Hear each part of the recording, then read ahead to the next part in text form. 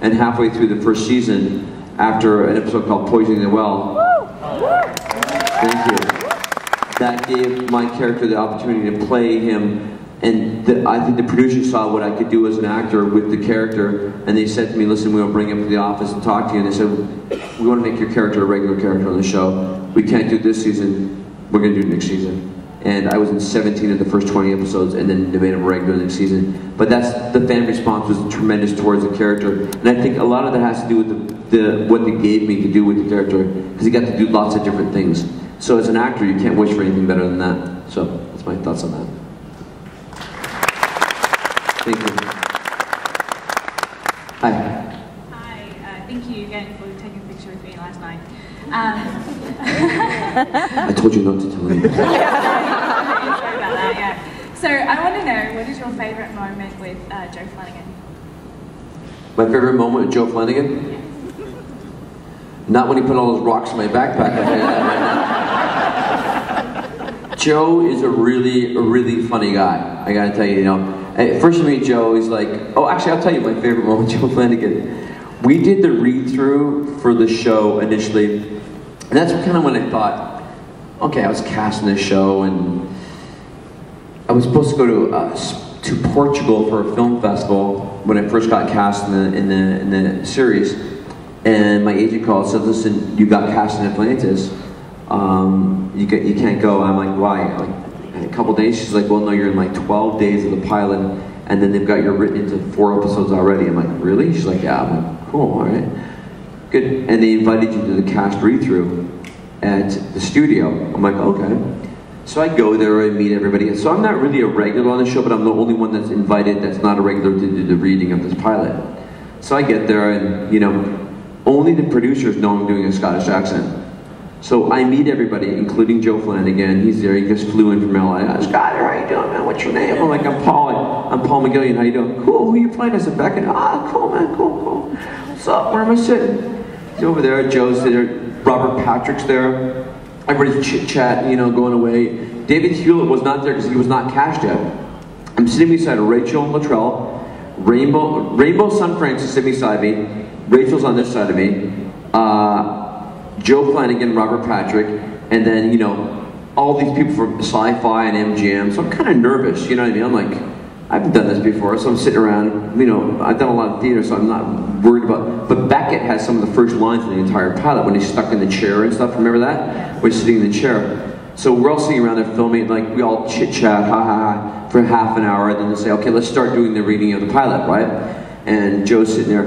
So as I start talking, I'm like, I can't remember the exact dialogue, but I'm like, open the pilot, he gets me, I'm not sitting that bloody shit, but God, I'm not doing it for God. All I see is Joe Flanagan go like that. It's Scottish accent. That's right, hot shot, exactly. Get used to it. It was so funny just to see Joe's reaction. I just feel him, he's like, all right, fair enough. That worked out. I think this side, right? Yeah, hi.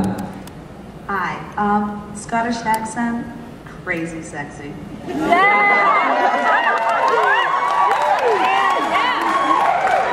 Thank you. Do you do any other foreign accents, and if so, which is your favorite? Love doing accents. Irish, Australian, German. I remember going to a sci-fi convention in Germany, one of the first ones I went to before, and one thing I love, the German fans are awesome, but sometimes in translation they lose the sarcasm, when you have that. So I remember we're at this convention, I think it was in Hamburg or something, and I'm totally nervous. And Terrell Rothery? Yeah. Dr. Janet Fraser, awesome, very funny. I've not done a convention before. She is on fire, right? She's singing to the crowd and stuff, and she's like, oh my God, I'm like, oh my God, what am I gonna do? So I come out next after her, the fans go crazy, I walk out, and the show has not even aired yet, right? So I walk out, and it's like kind of like this.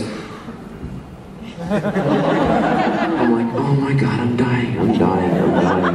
I'm dying. And this journalist who's smoking in the crowd, he's like, your character, Dr. Carson Beckett, has a humorous sense of humor on Stargate Atlantis. I'm like, thank you. He's like, you as a person, Paul McGillion, do you have a humorous sense of humor? And I'm like, yeah, I'd like to think I'm pretty funny. Nothing, right? He's like, yes. All I get, right? Oh my God. Apparently they like it, but that's that's a whole different vibe. I love doing accents. It's always fun to do an accent because you do a different character. I love all the British accents, the Australian accents. It's a lot of fun. I really enjoy it. Do an accent! Australian! I'm gonna be honest with you. He's absolutely doing absolutely everything for me. I love Stargate. Let me be honest with you. Stargate Atlantis is my favourite show.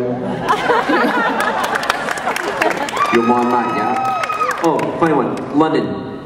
Got a convention, south of England. This guy comes up to me in this bar with a friend of mine who picks me up and goes, Paul, let's go out of the town, get away from the convention. We'll go to some little English pub. I'm like, perfect, let's go there. Go for dinner, right?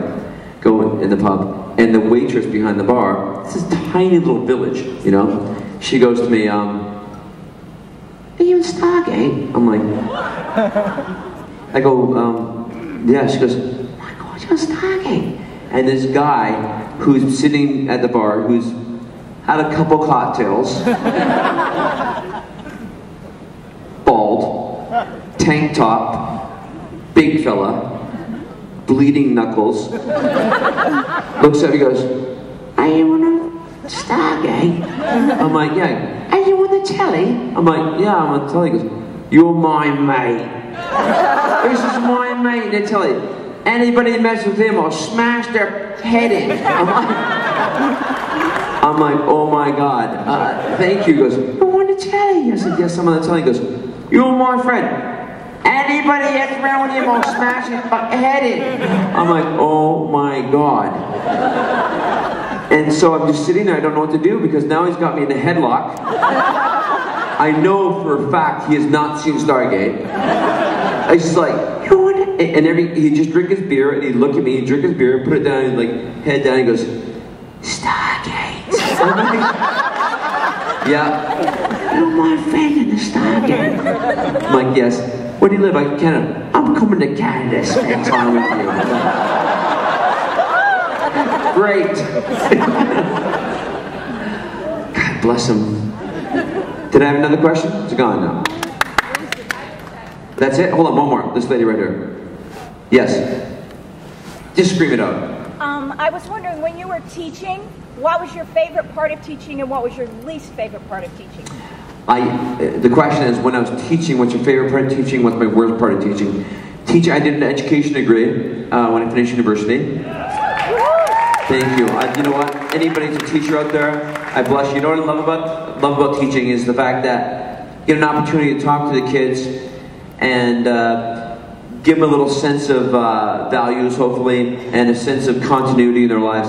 And teachers, it's such an underrated job, I think the biggest cuts in, generally speaking, are education and healthcare, which are the two most important things, really, when you think about it, you know what I mean? And I'm not using this as any sort of platform, but it's just a fact. I mean, to deal with